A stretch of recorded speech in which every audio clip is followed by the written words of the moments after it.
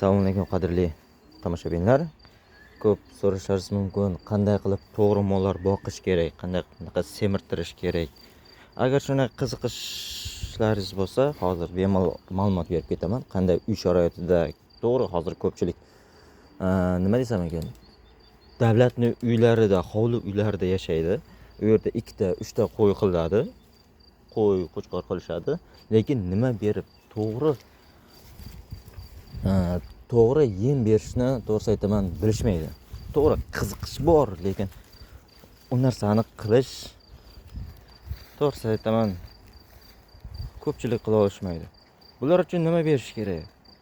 Bir yaxshiroq yemish yoki bo'lmasa ko'pchilik aytadi, tuz qo'yishing kerak deydi yoki bo'lmasa kepak ko'p berishing kerak deydi. Undan berishing kerak deydi, lekin u semirtiradigan mol uchun to'g'risi aytaman, un ortiqchalik qiladi. Berish kerak, lekin kam miqdorda. Bizda yer bor, yetishtoq. Mana mollar yugurib ketdi.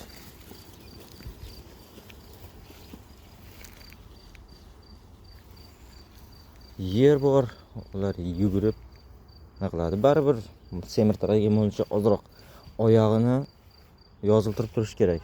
Ko'p emas, vaqti bilan. Xo'p, bularga nima yem berish kerak? Bularga asosan to'g'ri kepak berish kerak. Kepak qancha miqdorda? Ko'p emas. Agar ko'p bersalaringiz yemlab qolishi mumkin yoki xudo ko'rsatmasin, yemlab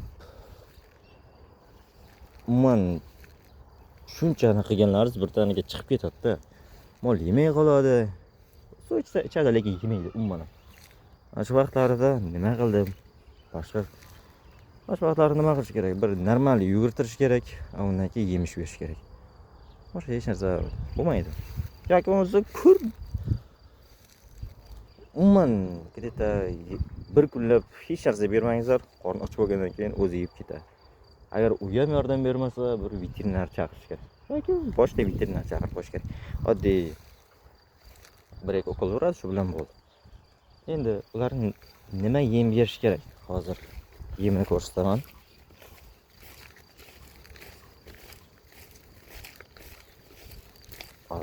Borib olay.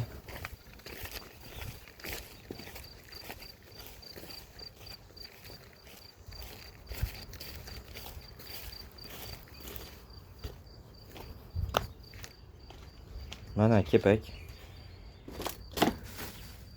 Bu kepak emas bu. Bu yemni o'zi. Jemish. Xo'p, bu jemishda nima bor? Ko'rib turganlaringizdek, bunda jemishda sobon bor. Sobon maydalangani va yer yog'oqni maydalangani bor. Uning proporsiyalari bor. Masalan, bitta preslangan sobonga где-то 6 ta yer yong'oq solinadi-da. 6 ta pres solinadi. Chunki yer yong'oq preslar mayda bo'ladi o'zlaringiz bilsalaringiz albatta.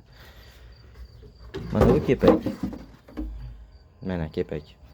Mana shu tog'ora bilan hop katta qo'ylarga mana shu yergachalik qo'yiladi, mana shu qo'ylar uchun.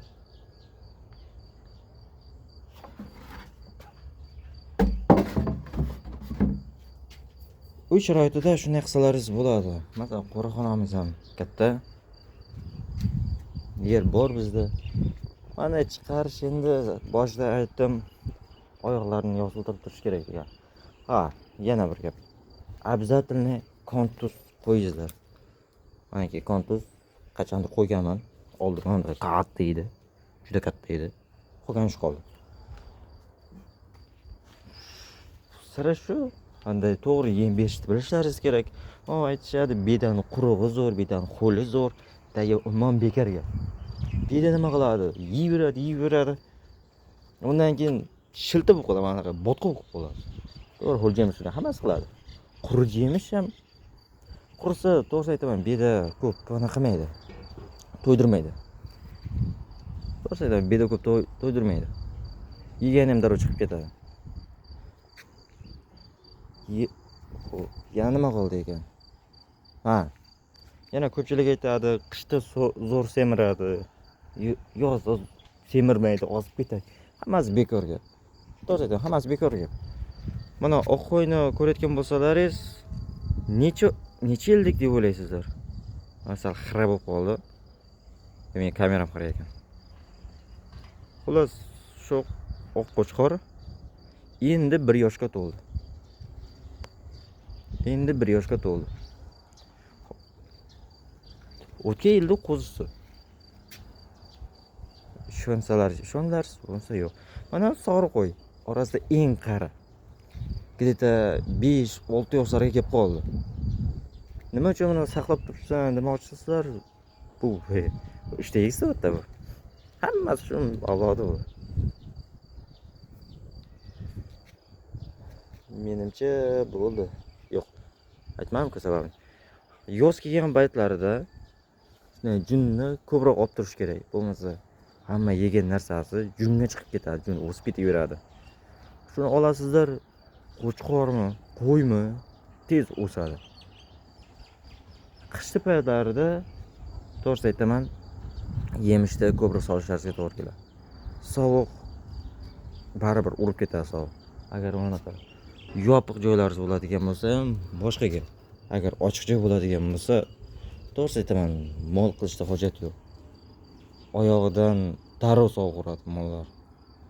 Undan keyin tuzalishiga ham ancha pullaringiz ham ketadi. Ancha molni nima desam ekan? Mol juda ozib ketadi. Kasal bo'lgan qo'y darrov ozib ketadi. Shuni bilmaysizlar. Mana shular edi. E'tiborlaringiz uchun rahmat. Ko'rishguncha.